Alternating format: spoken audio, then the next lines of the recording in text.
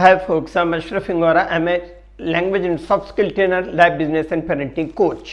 Ashraf the mover and shaker में आज मैं इस बात पर रोशनी डालूंगा कि एक्चुअली यूथ किसे कहते हैं। किरदार, गुफ्तार और रफ्तार ये उर्दू के शब्द हैं।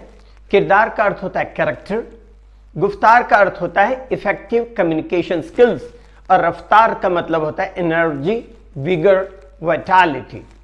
किसी शायर ने कहा कि आईना कोई ऐसा बना दे ए खुदा, आईना कोई ऐसा बना दे ए खुदा जो इंसान का चेहरा नहीं किरदार दिखा दे। अपने किरदार को, अपने कैरेक्टर को आईने की तरह साफ रखिए ताकि दूसरे भी उसमें अपना प्रतिबिंब, अपनी इमेज देखने की ख्वाहिश रखें। मिरर नेवर टेल्स अ लाई, इसका मतलब एक्चुअली होता यह है कि दूसरा भी आपकी तरह बनना चाहे। Mirror never tells A lie, whether there is a dimple or pimple on your cheek, mirror will tell। आईना कभी झूठ नहीं बोलता, चाहे आपके गाल में डिंपल हो या पिंपल हो, आईना बता देता है। आईना देख करके आप खुद पर मोहित भी हो सकते हैं और आईना देख करके आप अपने कर्मों के कारण खुद से शर्मिंदा भी हो सकते हैं। यूथ के पैर में चक्कर, मुंह में शक्कर, सिर में बर्फ होनी चाहिए। यूथ के पैर में चक्कर, मुंह में शक्कर, सिर में बर्फ होनी चाहिए। पैर में चक्कर का मतलब होता है energy, vigour, vitality. Always be energetic, always be vigorous to do something new, something constructive, something innovative. हमेशा कुछ नया, कुछ बेहतर करके दिखाने की ख्वाहिश होनी चाहिए और इसी एज में आप सब कुछ कर सकते हैं। बाद की उम्र में ज्ञान तो जरूर बढ़ जाता है लेकिन शरीर साथ नहीं देता कि आप उस ज्ञान का उपयोग कर सके। मुंह में शक्कर का मतलब होता है गुफ्तार, affableness, politeness, courtesy, humbleness. You must always have honey tongue, silver tongue, मीठी जबान। You should never have bitter tongue, कभी भी कड़वी जबान का इस्तेमाल मत कीजिए। लेकिन जो देखा जाता है वो ये है कि यूथ का हाथ पैर मुंह से ज्यादा चलता है। किसी ने थोड़ा कुछ कहा तो मुंह की जगह हाथ पैर का इस्तेमाल करने लग जाते हैं। किसी ने कहा है कि be social to all, be familiar to some, be close to one but be enemy to none. Be social to all का मतलब होता है सबके साथ सामाजिक होकर के रहिए। बी फैमिलियर टू सम का मतलब होता है कुछ लोगों के साथ जान पहचान, परिचय बढ़ाइए।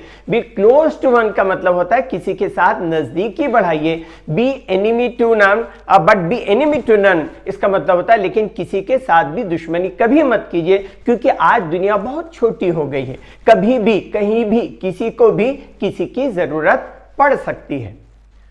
सिर में बर्फ, सिर में बर्फ का मतलब होता है always, you must always have cool mind. Examination के वक्त अगर माइंड कूल रखिए तो आपके इम्तिहान में अच्छे परफॉर्म करेंगे।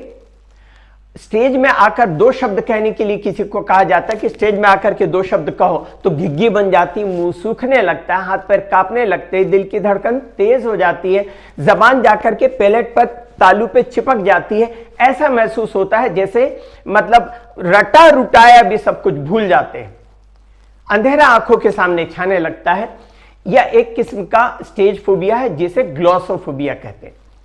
आप जब इंटरव्यू देने के लिए जाते हैं तो इंटरव्यू लेने वाला कौन है? एक बूढ़ा सा आदमी। तुम बॉडी बिल्डर हो, उसको डरना चाहिए तुमसे, तुम उससे डरते हो। नॉर्मल स्टेट ऑफ माइंड रखिए हर स्थिति में, हर हालत में। किसी की तबीयत सीरियस है, फाइनेंशियल क्रंच है, चाहे वो कोई भी हालत हो, आप अपने normal state of mind, cool mind रखिए। कूल माइंड पर मैं आपको एक मिसाल देना चाहूंगा। सोक्रेटिस, जिसे सुकरात कहते हैं, वे एक दार्शनिक थे। वे बड़े शांत मिजाज के थे लेकिन उनकी वाइफ बड़ी क्वरलसम, बड़ी झगड़ालू प्रवृत्ति की थी। एक बार किसी वजह से सुकरात की वाइफ को बहुत गुस्सा आया। वो सुकरात पर बहुत चिल्लाई, बहुत सुनाई, जो बोलना था बोल गई और जो कहना था कह गई, भला बुरा जो भी। जब उसने देखा कि सुकरात पर उनकी बातों का कोई प्रभाव नहीं पड़ा, सुकरात बिल्कुल शांत बैठे, तो उनकी वाइफ का गुस्सा और तेज हो गया और वो पैर पटकते पटकते बाथरूम में गई, पानी से भरी एक बाल्टी लेके आई और आकर के सुकरात के सिर पर पूरा पानी उंडेल दिया। जब पानी सुकरात के सिर पर उनकी वाइफ ने उंडेला तो जोर से ठहाका मार करके हंसते हैं और उन्होंने कहा, यही तो मैं सोच रहा था, बादल गरजा गरजा गरजा, बरसा क्यों नहीं, अब बरस गया। इंग्लिश के लिए आप मेरे channel English breakfast with Ashraf and soft skill के लिए Ashraf the mover and shaker को लाइक शेयर एंड सब्सक्राइब करें, बेल आइकॉन प्रेस करें और चमत्कार देखना चाहती है तो मेरी बुक्स जरूर पढ़ें। Thanks for watching.